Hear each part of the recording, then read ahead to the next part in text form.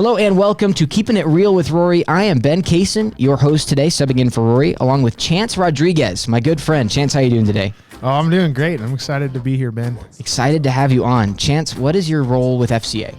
Yeah, so I just got hired on at the college, CSU Pueblo. I'm technically the FCA area representative for CSU Pueblo. Gotcha. And partnering with Tim Brotherton, who's an area rep for Pueblo, who's really the man who's got it done here and really established FCA well.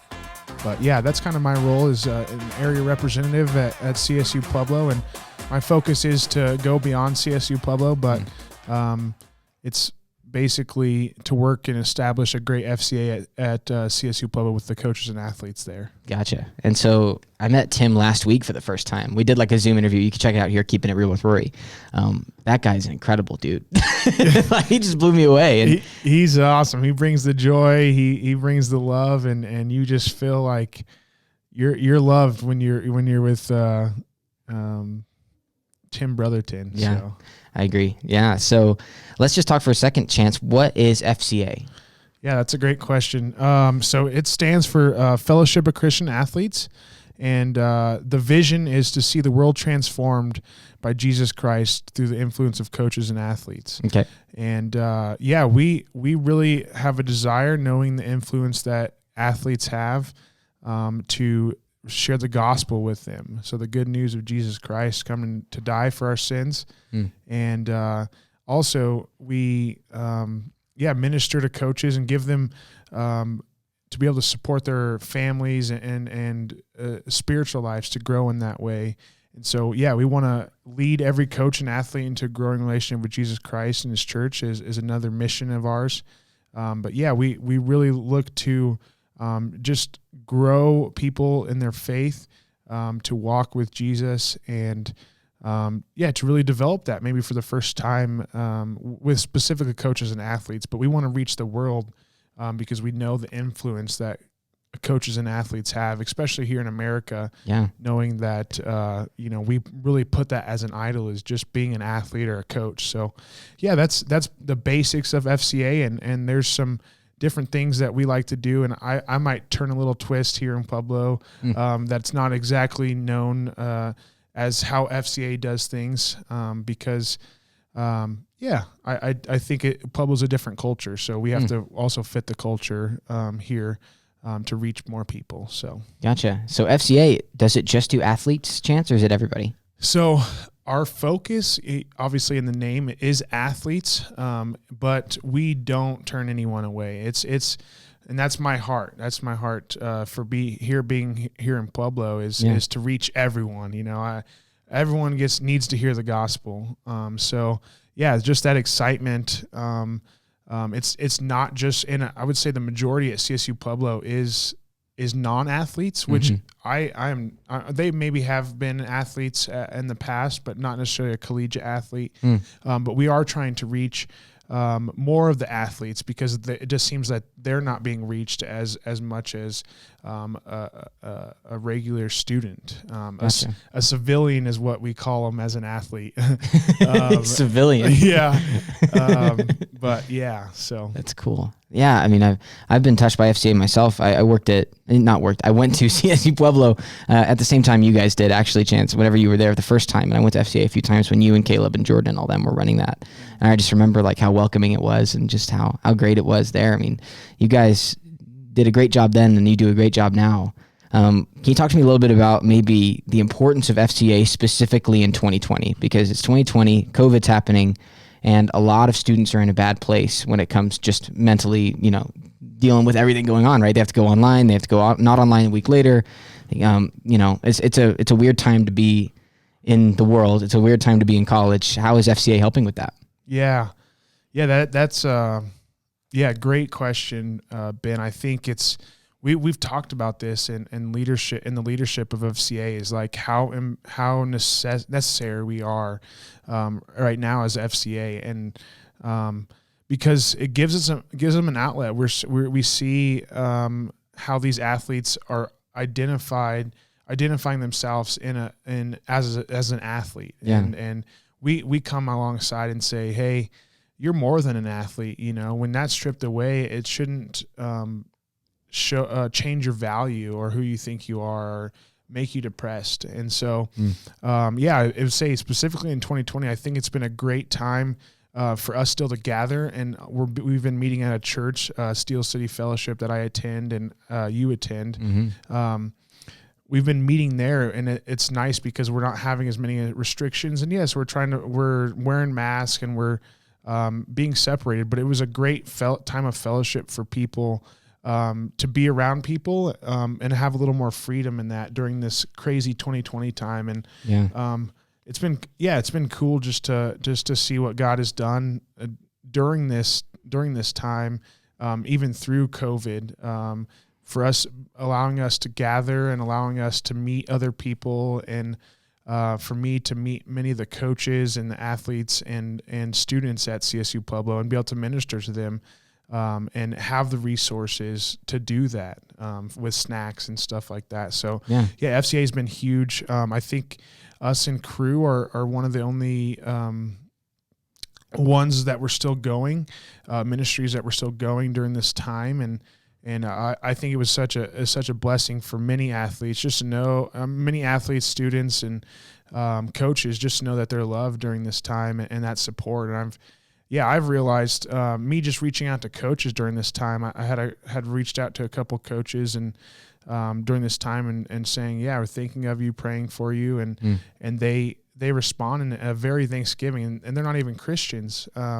But they're like, would you be praying for this? And we're reaching our peak, and COVID has taken us to not be able to compete right now. But we just thank you for your support, and that means a lot that you're reaching out. So it's been cool. FCA in general, and how God has been able to use me, or use an avenue through me to reach those coaches who may not even believe. FCA has been a big impact, I think, during this time of 2020 and the weird season of COVID. Weird season of COVID. Yeah, I mean, you guys have been doing an incredible job over there, dealing with all those obstacles and still at the same time making time and being able to figure out ways to be there for the students. And it's been great to see. As well, I want to ask, what makes you so passionate about FCA? What's kind of your background when it comes compared to FCA, and why are you so passionate about it now? Yeah. Well, so before we go into that, I want to mention, like you talked about, keep going. What kept going? Our leadership team is amazing. I have to give them credit. My wife and I came up with COVID during the time, and they didn't miss a beat. Like, it was those guys still met with Mark and Goga, Mariah, James Parker, like all those guys. They kept it together. And these are all students, right? Yeah, students who are dealing with many things, and it was great to see that, and me coming alongside of that made my job a lot easier. What was the sure. What made me more passionate about what FCA? were you passionate about FCA at CSU Pueblo? Well, to be honest with you, so this last year, I'll kind of share a little bit of my story. So this last year had been very difficult for me. I had really been challenged in my faith and my walk with the Lord. And I came back from a Bible school and was just wrestling with a lot of things. I came up with mental health, OCD, and had some intrusive thoughts, and was dealing with a lot of anxiety and depression. And so back in October, the FCA guy reached out to me and said, hey, there's an opening in Pueblo. And I'd always had a heart for Pueblo. I've loved the city of Pueblo. I love the culture. I love the small town feel, but yet it's a big city. Yeah. And so this opportunity with FCA came, and I wasn't in a great place. So I was like, I don't think this is what I can do right now, but maybe down the road. And so, God kept moving and bringing people into my life that changed those things, changed my mind and changed my heart and worked on my heart. And so I don't think if this job was anywhere else, I don't think I would have taken it. Really, Pueblo was the reason that I wanted to be back here. I knew God had always put something in my heart for the city of Pueblo. Yeah. And so FCA, I'm passionate about it because I realize that, athletes are an avenue to really reach many more people. And it's a weird thing. It's a unique thing that students are looking up to athletes just because they're an athlete, you know? And so if we can reach and change that culture and that it's not about them being an athlete, that brings me passion. And also realizing we can change their futures and their eternities in young men and young women and really change a culture. I think, especially here in Pueblo, it really drew me in to see. I would love to see Pueblo changed, and in the sense of not the culture, because I think the culture is great, but God's changing a city. I think how big sports are here. I think FCA is just the avenue to do that.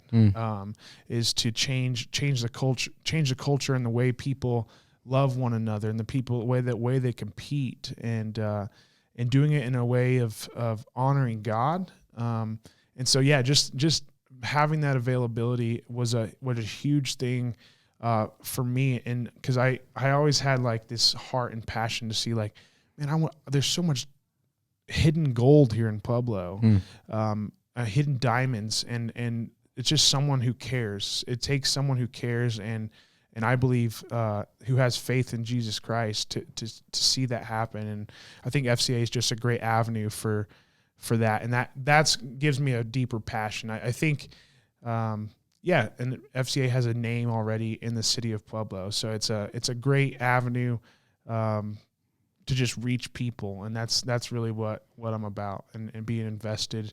And so that's what brings me passion to work with FCA. That's awesome. You said something interesting there, Chance, that you wouldn't have accepted a job like this anywhere besides Pueblo.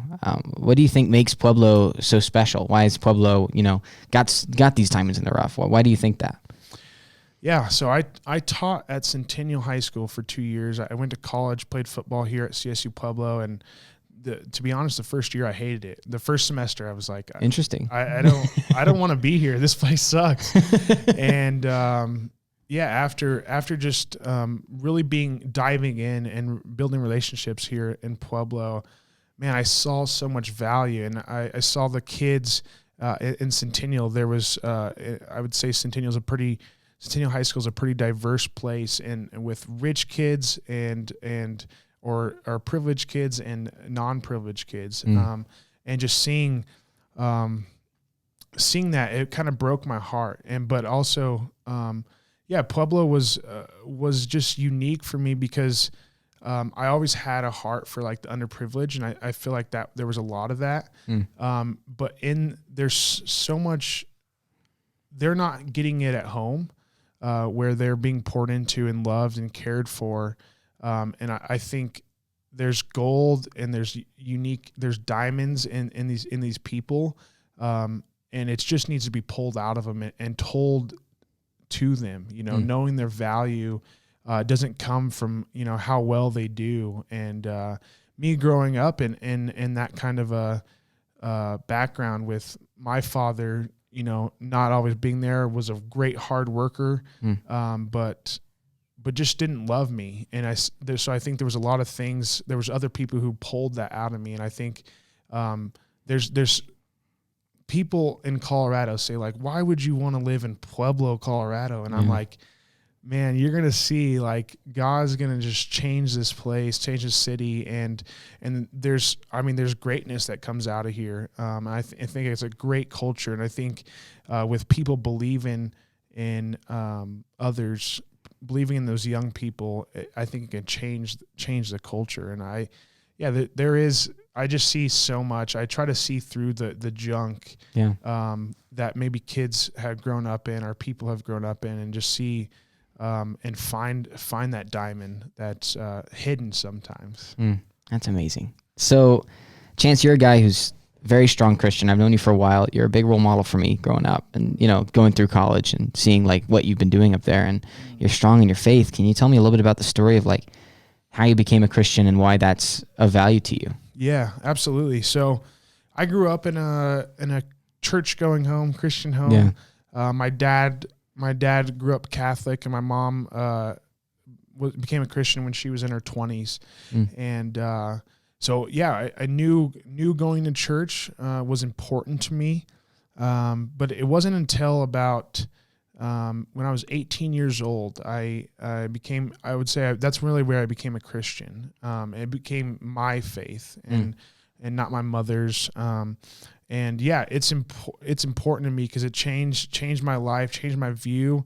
Part of my, I guess, story is I was dating a gal who was actually a Mormon, and loved her heart, but she wasn't a Christian, and so I knew it was never going to work out. I knew, and so I was trying to find satisfaction in the things of this world and in relationships and being an athlete and those things that really they eventually end. And I felt the Lord really speak to me that, hey, you can only find satisfaction in me, true satisfaction. And from that point, I felt God drew me in and helped me understand. And especially this last year, it's the purpose and the reason we need God is because we're not good enough. And for that to realize, I still struggle with today. I want to do things perfect, and I want to do things absolutely right, and realizing that, I'm broken, and the gospel comes in and says, yeah, I understand you're broken. That's why I came. And I can wash those things away, and you'll still struggle till the day you die. But it's the importance of that transformation only God can do in your heart. That's a real reason that Christianity is huge for me. Being a Christian, it's not about being good. And for so long, I thought I was a good person, but yet I knew I needed Jesus. And God, really transformed my heart and showing me that, like, no, my heart is not good without Him.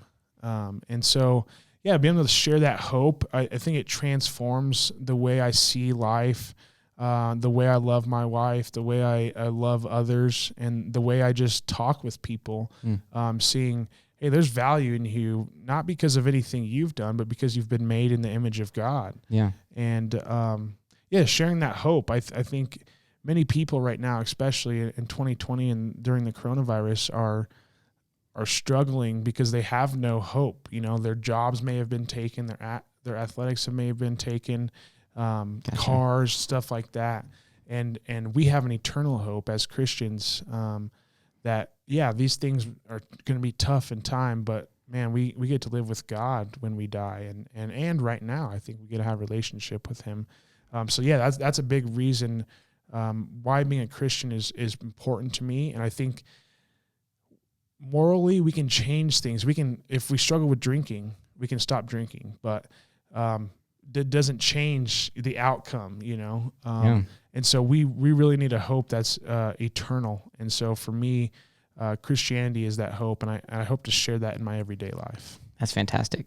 Thank you, Chance. I really appreciate you sharing that, man. That's great. I mean, I know you're just a guy that, loves this community at CSU Pueblo and loves the people of Pueblo. And I think you're just a great fit for, the job that you've got now. And I really look forward to the great things that you're going to do over there and God's going to do through you. So I think it's just fantastic. So let me ask you now, how do you know Rory Huskin? What's your interactions been like with Rory? Yeah. So I have just recently really become closer with Rory. So he's our board chairman for FCA here in Pueblo.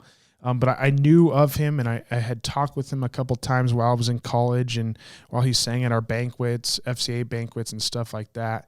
But really getting to know him was probably this summer when we met and we talked, hey, this is really what we want to do with FCA. And he's just, let's go.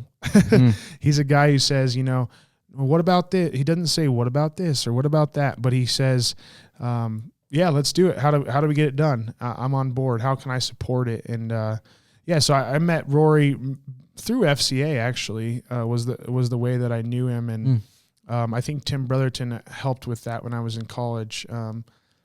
Getting connected with people, and he was another great person that I saw in Pueblo, and the kind of I would say the hidden diamond. He didn't kind of really figure it out. I think it was till his mid 30s or something where God really spoke to him, and people poured into his life. So yeah, I met Rory during college, but really got to know him in this last year, and his just heart, and yeah, he calls me buddy. So that's a privilege to have Rory call you his buddy. So. So Rory's obviously having some trouble right now with COVID in the hospital. I was curious, Chance, would you mind praying for him here on the podcast? Yeah, absolutely. I would love to pray for him right now, and I've been getting updates from Tim Brotherton, his wife. He hasn't directly responded to me, but yeah, I'd love to pray for him. Lord Jesus, we just thank you for Rory and his life, and the gifts that you've given him, Lord, the strength. Lord, I pray that you would just heal him, Lord, that you would just show him what you're teaching him during this time, and what we can learn from what he's going through. Lord, I pray that you would just heal him from the top of his head to the bottom of his feet, Lord, and he'd be able to walk out and continue to lead and be an example here in Pueblo of what a Christian is, Lord. I pray that he'd hope not in his health, and not in his strength, but in you fully, Lord. And we just pray all these things in Jesus' name. Amen. Amen. Thank you, Chance. I appreciate it. If someone's listening to this and they want to support FCA, how do they go about doing that? Yeah, that's a great question, Ben. So we have a page. It's called I'll give you the web URL is my.fca.org/CSUP. Okay. And so they go on there and they can become a monthly partner. And we encourage monthly partners because we know we have to do month to month, and we have if we have month to month, we are able to continue the ministry. You also can give a year-end gift, and so that's something we're doing right now. And I'm reaching out to people who would be willing to give a year-end gift, something, and everything is tax deductible on there, as long as the check or the thing is submitted before 10 o'clock on December 31st. It'll be counted for this year. So, gotcha. If I would love to sit down with you, if those who are listening, I'd love to sit down and talk, just share about FCA and what God's doing through FCA, and how you can support, and also volunteer. We're also looking for volunteers as well. And so, thank you for asking that, and thank you for letting me share that. Oh, yeah. And then if you're a student at CSU Pueblo, or maybe jumping into CSU Pueblo, or an athlete, and you are hearing this, how do they get plugged into you? Yeah, so I have a email address you can email me at, and I can also put my phone number. I'll share my phone number. That's one way to just connect with me, and I'll be a face there. But yeah, my phone number is 303-815-0426, and you can reach me or text me there. And I also ask your coaches; they should have my number as well, if you'd like to contact me, or you can email me at crodriguez, RODRIQUEZ @FCA.org. And you can get a hold of me that way as well. Sweet. Awesome. Hey, thank you, Chance, for coming on. I really appreciate your time. I'm really glad that you got to come on, and I'm really, really excited about the things you're going to do at CSU Pueblo. And, I'm excited to be there rooting you on. Yeah, I appreciate it, Ben. It's a dream come true. I'm excited to do a podcast. My brother and I was telling you earlier, my brother and I kind of joked about this. And so I enjoyed doing it and got to see, what a professional podcaster does. So. Yikes. Well, you may have to wait a little longer to find a professional podcaster, but I appreciate you. Oh, man. This has been the Keeping It Real with Rory podcast, brought to you by Cornerstone Roofing. Please go check out Cornerstone Roofing as well. That's Rory Huskin's roofing business, as well as Rory Huskin's music career. You can check out both of those things. Check it out in the links below. Thank you so much for joining us, Chance, and thank you so much for listening. Have a great rest of your day.